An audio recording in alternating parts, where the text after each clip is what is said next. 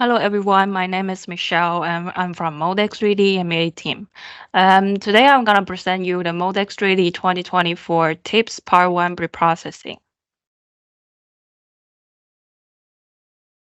So first, here's the outline of today's presentation. We will introduce the new improvements or 2024 compression molding and follow it by some of the modeling tools and meshing tools.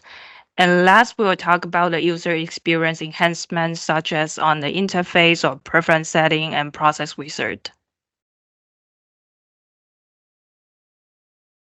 So before in 2024 version, our compression molding actually did not take the cooling system following the compression movement into account.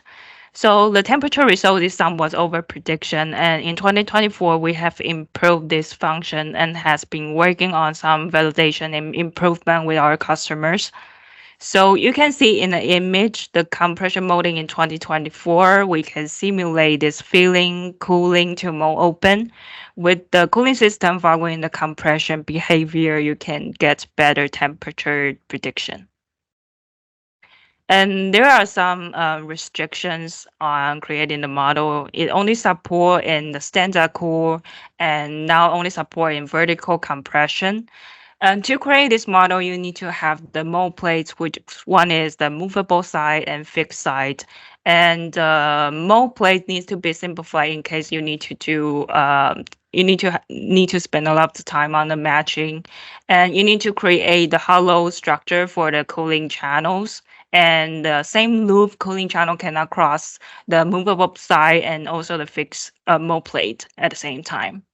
So also creating a model, you need to do the matching mesh between the part and fixed mold plate. And for the matching mesh, you also need to do it on the compression zone and movable mold plate. And in Moldex3D 2024 R1 version, the cooling time of the need to be set recommend value is 0.001 because it's already combined in the compression time. So if we look at the demo, here we'll only talk about the pre-processing part. For the post-processing, you're welcome to join our next webinar about the result interpretation. So here you click on the compression molding and import the geometry and import the charge part mold plate. And later on, you need to set up the attribute. Here I set the mold plate of the fit side.